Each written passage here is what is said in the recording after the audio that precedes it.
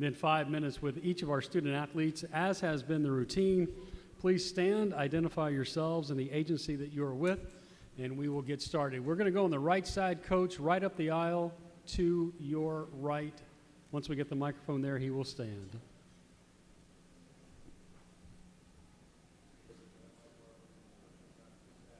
Can't hear you.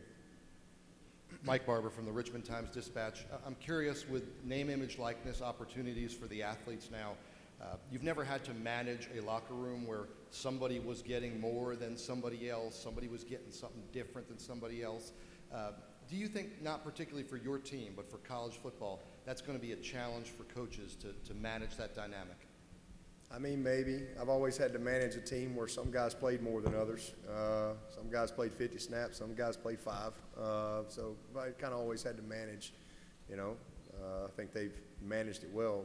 My focus has been on trying to, you know, protect them and educate them and train them, you know, to be responsible young people and to not to get themselves in tough situations, to make sure we help them navigate that part of the college experience, just like we try to help them navigate everything in the experience, whether it be strength conditioning or, you know, academics, nutrition, sleep, recovery, you know, overall wellness, whatever.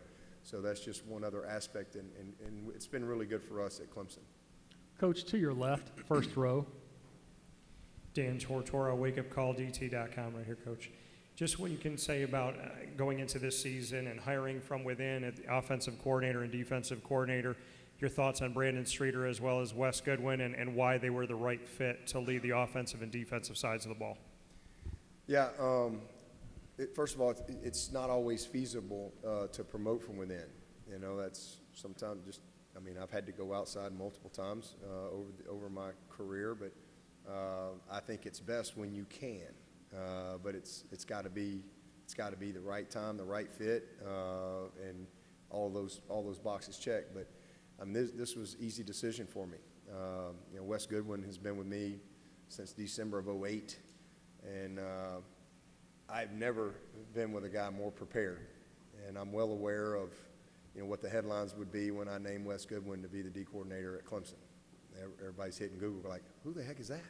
But you know, he is so deserving and has already done an amazing job. And I'm glad that we had an opportunity to go through a bowl season and game under our belt and all that, and watching him, you know, just be himself. And probably the best part for me was, you know, letting the defensive guys know, like, hey, here's what we're going to do, and you know, their enthusiasm and their excitement, because, you know, they know Wes. They know who he is. They know what he brings to the table. And now to be able to have the hands-on experience going through a bowl, going through the spring and the summer, man, we're ready to roll. And he's going to be awesome. I mean, he's just got to be himself. That's all I need him to be. But easy decision. He deserved it. He earned it.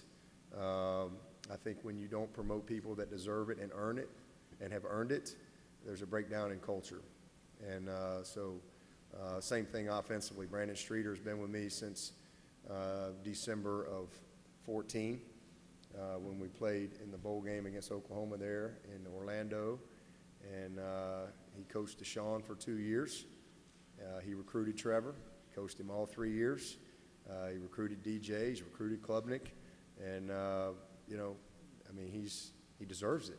He's turned down multiple coordinator jobs in and out of our league, the SEC, NFL. He's had multiple opportunities, but he's been our passing game coordinator for a few years now. And you know, with Tony getting the job at Virginia, again, he deserved it, and he's earned it. And you know, but also being able to create new opportunity for some other support staff and some new people like Nick Eason and Kyle Richardson, you know, joining in different roles as well. So it's a lot of fun. Mickey Kahn moving into a different role. Coach, center of the aisle, third row to the right. Royal Howell, Carolina Blitz. Coach, can you just speak on the loyalty within your program? You have players jumping in and out of the transfer portal versus going through the struggle and the grind. Can you just speak on just players, just your overall opinion on the transfer portal? Well, I mean, you know, I think the greatest asset you have, and what's most important is your players. I've always told our coaches, and I hold our coaches accountable for who come. That's why we don't offer many guys, because we're not a catch and release type program. You know, we're a till graduation do we part program. And, you know, it's not me just saying that. We're 11 out of 12 years top 10 academically. You know, Clemson, Duke, and Northwestern. You know, we got a 98% graduation rate. I've been doing this for a long time, and it's the main thing in our program. And we recruit young people that value education, that align with the things that we offer. And then, you know, we talk about serving their heart, not their talent. You know, it's a relationship-driven place, and it's always been that way. And so, you know, from time to time, it's the right thing for some guys to move on, whether they're a graduate and maybe they just want a little more opportunity to play or whatever. But, you know, if we do a good job, you know, loving our players, serving our players, making sure they have a good experience, making sure that they understand the big picture of development and growth and the long-term value of what we offer, you know, they're going to stay. And I think this team exemplifies that more than anything. I mean, we had 109 guys go through spring, and, you know, 109 guys are still here. Not one person left. And there were only 4 of the Power 65 teams that didn't have somebody leave during spring or after spring. And I think that says a lot about what our players think about our coaches, but more importantly, you know, what they think about their experience and their love of Clemson, their love of our culture and each other. And so, you know, and you got guys, I mean, even you got a defensive end position. I mean, we got 4 DNs that can start for anybody in the country. I mean, and they're all seniors. You know, Miles is a junior, but Miles will be a senior. No pun intended there. I said Miles twice, didn't I? But anyway, you know, you have to have a certain level of selflessness, and you have to have self-awareness, and that's what this team has. And, man, that's special. That's not easy to have in today's world. It's all about me type of stuff, you know. So that's a credit to the character of our team, the leadership of our team, the culture of our locker room, the accountability, and their love for each other. So, you know, we brought one guy in from the portal. I call him a boomerang portal, and Hunter Johnson, because he started with us, and he's coming back to be a third-team quarterback for us and you know, finish up his career at Clemson. Left side, just about the 5th row. Please stand. Coach Tony Siracusa from Last Word on College Football. Either rightly or unjustifiably, Clemson fan boards have a lot of opinions on DJ and his on-field performance the last 2 years. Tell us about your level of confidence in him, as is given by the fact you brought him to media days as one of the faces of your program. Well, they had a lot of great opinions his freshman year, didn't they? They wanted me to bench Trevor for DJ. I had some of them. I think we should sit Trevor. He's not playing great. Let's put this DJ. He set records as a freshman, did an amazing job for us, and that, you know, then last year it was a struggle. And, you know, like I told DJ, that comes from being the quarterback. It comes from being the head coach. You get a lot of praise, and you get all the criticism, and that just comes with it. That's part of, you know, comes with the territory, so to speak. But, you know, last year, as I've said many times, you know, I've never had a young quarterback, a first-year starter, who didn't make mistakes. But the past young quarterbacks that I've had, the last 2 young quarterbacks, Deshaun Watson and Trevor, they made mistakes, but we were much better around them. All right? Whereas with DJ, we were not very good around him. And so his mistakes were magnified. And then I think, you know, this guy's all he's ever done is win. Now all of a sudden you know, it's disappointment, there's adversity, there's some challenges, there's some criticism, and how do you respond? And, you know, it's disappointing, and next thing you know, people question you, and maybe you lose a little confidence or you try to do too much. And that's all part of maturing. and he's going to play football for a long time. I don't need anybody on a message board to tell me who DJ is. I know who he is. And, you know, just like Terry Don Phillip, I won 6 games my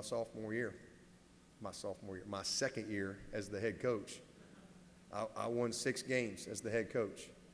And there was a lot of people on them message boards wanting me gone, right? And the next year we won the ACC for the first time in 20 years. We won 10 games for the first time in 20 years. Now we win 10 games, they want to fire me. So I'm just saying, Terry Don Phillips had a lot of confidence in me, you know, as his coach. I got a lot of confidence in DJ. You know, he's special. He's going to graduate in December. Unbelievable young man, on and off the field, one of the best leaders that we've had come through, incredibly committed. He's got some scars on him and some shrapnel and some wounds. That's going to serve him well as he goes into this year. And so, you know, it's a game of performance, and we can't change that. I can talk about how great he is all day long. He's got to go do it. But I believe in him, and there ain't no doubt about that. I know who he is, and we're going to be better around him. And that's the first thing we got to do is we got to be better around him.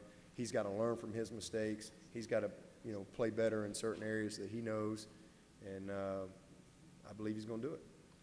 Our last question for Coach will come to your right, about the 5th row. Greg Medea, Charlottesville Daily Progress. After Tony Elliott was hired at Virginia, he said you both spoke about his decision to potentially take the job. What advice did you give him, and how prepared do you think he is for this opportunity? Well, I told him he needs to take the job. I told him this is the right one. I felt like he was a great fit for Virginia, and I felt like Virginia was a great fit for Tony and his family.